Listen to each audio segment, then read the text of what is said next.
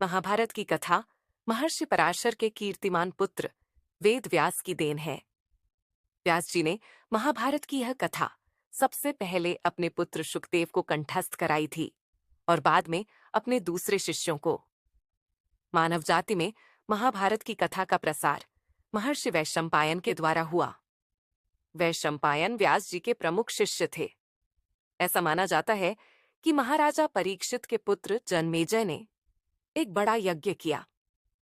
इस महायज्ञ में सुप्रसिद्ध पौराणिक सूत जी भी मौजूद थे। सूत जी ने समस्त ऋषियों की एक सभा बुलाई। महर्षि शौनक इस सभा के अध्यक्ष हुए। सूत जी ने ऋषियों की सभा में महाभारत की कथा प्रारंभ की कि महाराजा शांतनु के बाद उनके पुत्र चित्रांगद हस्तिनापुर की गद्दी पर बैठे। उनकी अकाल मृत्यु हो जाने पर उनके भाई विचित्रवीर्य राजा हुए। उनके दो पुत्र हुए, धृतराष्ट्र और पांडु। बड़े बेटे धृतराष्ट्र जन्म से ही अंधे थे, इसलिए उस समय की नीति के अनुसार पांडु को गद्दी पर बैठाया गया। पांडु ने कई वर्षों तक राज्य किया। उनकी दो रानियां थीं, कुंती और माद्री। कुछ समय राज्य करने के बाद पांडु अपने किसी अपराध के प्रायश्चित के लिए तपस्या करने जंगल में गए। उनकी दोनों रानियां भी उनके साथ ही गईं। वनवास के समय कुंती और माद्री ने 5 पांडवों को जन्म दिया। कुछ समय बाद पांडु की मृत्यु हो गई।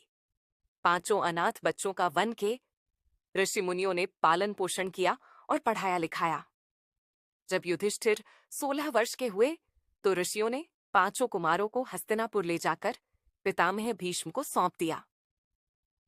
5 पांडव बुद्धि से तेज और शरीर से बली थे। उनकी प्रखर बुद्धि और मधुर स्वभाव ने सबको मोह लिया था। यह देखकर धृतराष्ट्र के पुत्र कौरव उनसे जलने लगे और उन्होंने पांडवों को तरह तरह से कष्ट पहुंचाना शुरू किया। दिन पर दिन कौरवों और पांडवों के बीच वैरभाव बढ़ता गया। अंत में पितामह भीष्म ने दोनों को किसी तरह समझाया और उनके बीच संधि कराई। भीष्म के आदेशानुसार कुरु राज्य के 2 हिस्से किए गए।